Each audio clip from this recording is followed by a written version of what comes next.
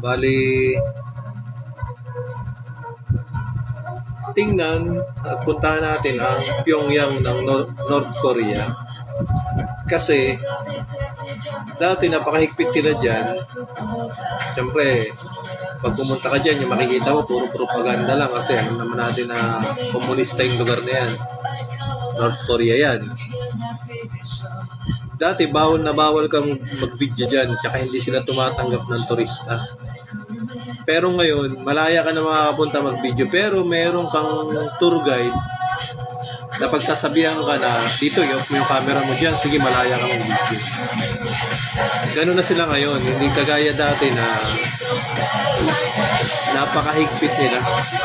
Kaya, okay guys, without further ado, panoorin naman.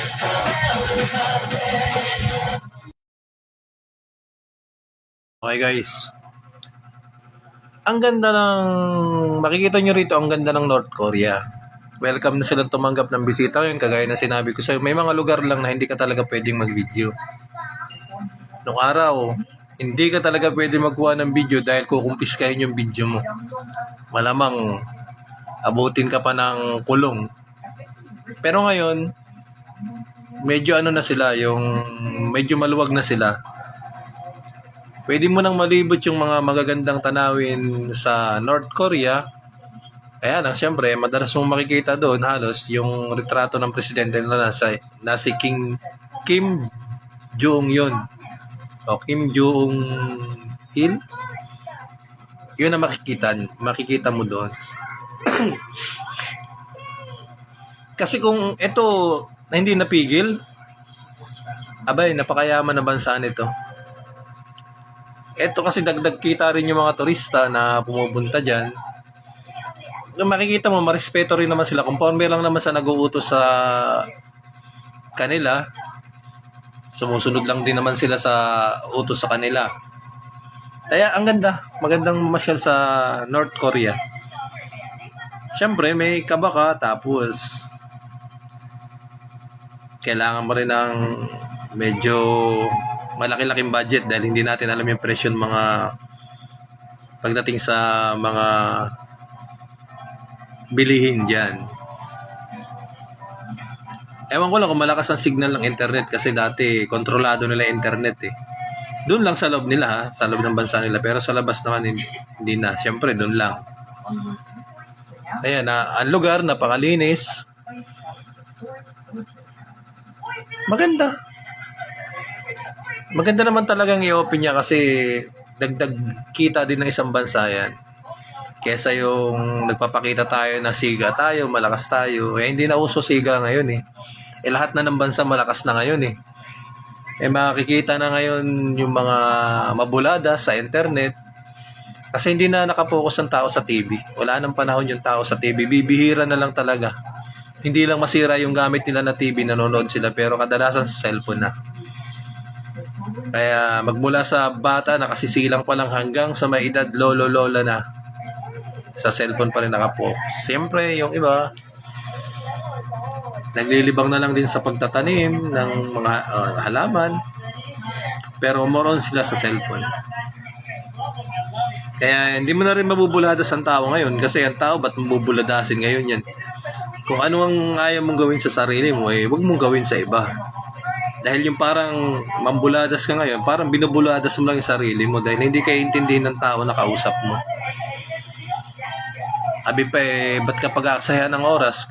Kung hindi naman nakakabili ng bigas at ulam, nakasama ka para intindihin yung sinasabi mo, di ba? Ganyan ang tao ngayon. Ano sila yung practical. Nung araw, buladasin mo lang, nabubuladas mo na yung tao. Ngayon, kahit na anong palabas ang gawin mo, ikaw pa ang bida sa palabas mo, ikaw pa ang kontrabida. Mukhang magtsatsaga pa sa cellphone ng tao ngayon na manood dahil marami silang napapanood sa cellphone ngayon. Kaya hindi dapat kontrolin yung social media ng kahit sinong tao dahil yan yung malayang pamamahayag ng mga tao. Kaya ang ganda nitong itong North Korea.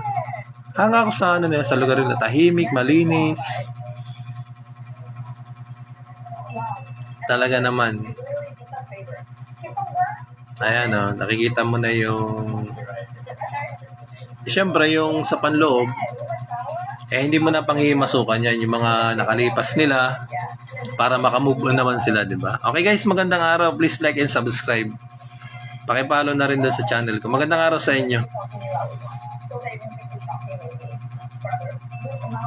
Ganda talaga ng North Korea, napakalinis.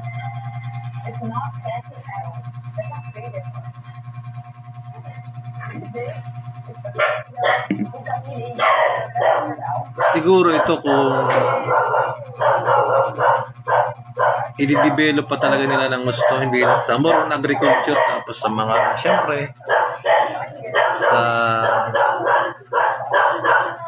sa mga business, ay malaki. Talagang kikita ng billion, trillion pang ang kikitain ng North Korea. Yun lang naman ang formula lang naman ng isang bansa is para masenso ka, iwasan yung corruption, tapos malayang pamamahayag. Pag nagawa yan na iwasan yung corruption, malayang pamamahayag, hindi mahigpit sa mga business permit, inaalalayan ng mga ahensya ng gobyerno yung mga tao, yun ang susi ng pagyaman. Tsaka titingnan mo yung sahod doon sa kinikita ng isang tao para mabuhay ang isang pamilya. Tingnan nyo sa Amerika, ang isang oras nila doon, hindi ko sinasabing gayahin natin, ang isang oras nila doon is $7. Pinakamababa, $5. Isang oras yun ha. I-times mo sa Philippine money yung $5. Sabihin na natin 250 ang isang oras na 250 pesos. Kasi ang trabaho naman sa kanila 3 hours to 4 hours lang. Yung kalahating araw mo doon, kung sa $5 ka lang ang isang oras, meron kang 1,000 mahigit. Dito naman sa atin, 4 oras lang yun doon ha. Maraming salamat sa panonood. Please, maghapon na natin yung isang oras lang nakita doon sa ibang bansa. Kasi hindi pantay yung sahod at kinikita. Siyempre, maraming salamat sa mga manonood. Pakipalo na lang din guys doon sa courtesy doon sa video na pinakita natin. Maraming salamat guys sa panonood.